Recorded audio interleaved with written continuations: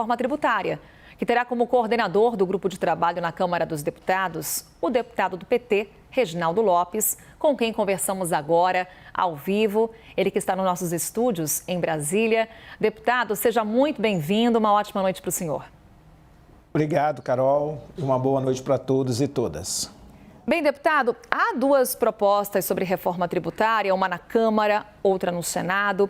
A formação desse grupo de trabalho, do qual o senhor será o coordenador, indica que o start será dado pela Câmara? E até que ponto esse consenso de que essa é uma pauta prioritária do Congresso e do governo significa aprovação e uma aprovação rápida? Então, eu acredito que esta matéria pertence ao povo brasileiro.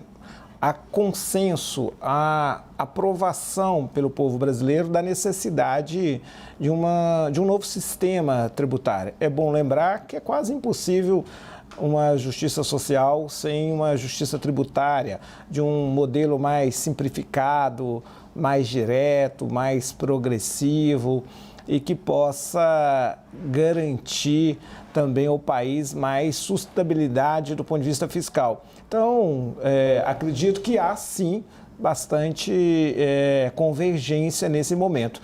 E é bom lembrar que a Câmara e o Senado, as casas legislativas, são protagonistas nesta reforma, né?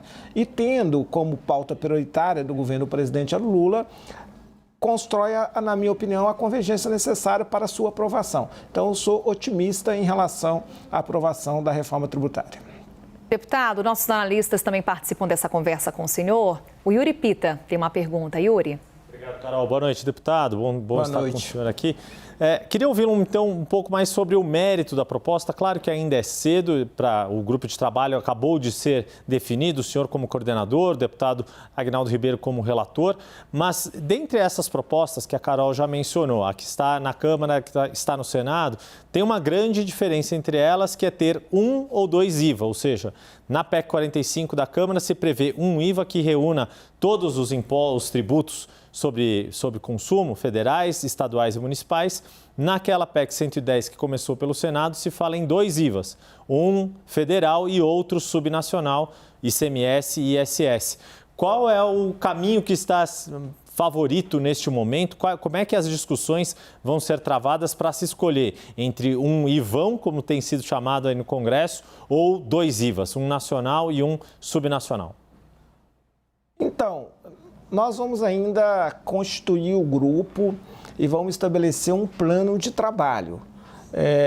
E eu acredito que para o sucesso da sua aprovação é importante construir a maior convergência possível. Seria importante ter um único IVA, né? E articular com subnacionais que tem uma demanda em relação a um fundo de desenvolvimento regional. Mas ainda é cedo para ter uma opinião em relação ao caminho e ao conteúdo. Eu acho importante abrir o diálogo e tendo em vista as duas iniciativas, tanto da Câmara como do Senado. E, no final, esse colegiado apresentar para a Câmara dos Deputados uma contribuição para ir ao plenário. A nossa analista Larissa Rodrigues também tem uma pergunta. Deputado, por favor, Larissa. Deputado, boa noite. Bom receber o senhor aqui na CNN. Ainda sobre o mérito desse texto, hoje o Benar Api chegou a falar em encontro com alguns parlamentares, alguns jornalistas, que há uma expectativa em dividir a reforma em dois momentos. Primeiro a reforma na questão do consumo e o segundo na reforma na questão da renda. Como seria essa divisão? E ontem também alguns parlamentares chegaram a dizer que, em troca da aprovação da reforma tributária, teria que ter alguma coisa sobre a desoneração permanente da folha. Isso seria dentro da própria reforma tributária ou seriam projetos tramitando ao mesmo tempo, mas de forma separada? Já há esse consenso? Então, nós estamos iniciando o diálogo, mas acredito que há sim um consenso na tramitação. Primeiro, os impostos indiretos, para depois entrar em debate em relação aos impostos diretos, ou seja, renda e patrimônio. É bom lembrar que, do ponto de vista de renda e patrimônio, não é necessário uma emenda constitucional.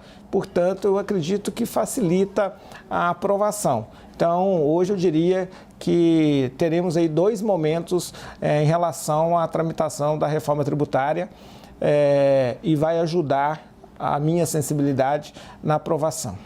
Antes de eu chamar o Caio, deputado, aproveitar, o senhor fala que um cronograma ainda será estabelecido, mas o senhor fala de uma aprovação rápida. O ministro Fernando Haddad, ele falou inclusive de uma aprovação ainda no primeiro semestre. Já Randolfo Rodrigues, em entrevista à CNN, falou em dezembro desse ano. Afinal, o que a gente quer saber, quando teremos uma reforma tributária? Qual seria um cronograma viável na sua avaliação?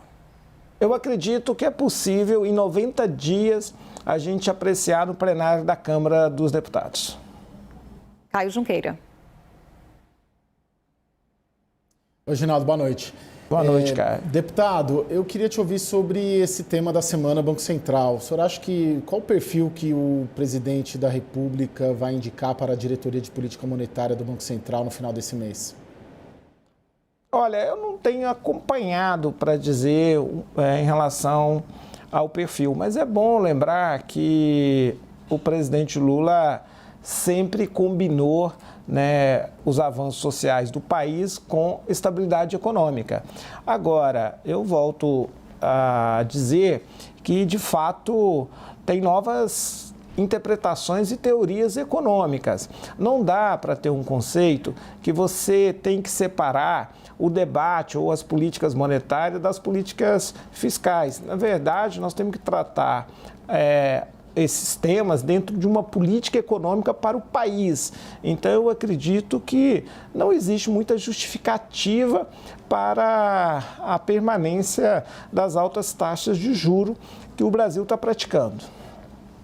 Deputado Reginaldo Lopes, deputado do PT, que vai coordenar agora esse grupo de trabalho na Câmara dos Deputados, que vai se debruçar sobre o tema reforma tributária, vice-líder do governo no Congresso. Mais uma vez, obrigada por essa conversa aqui conosco. Uma boa noite, deputado. Boa noite, eu que agradeço o convite.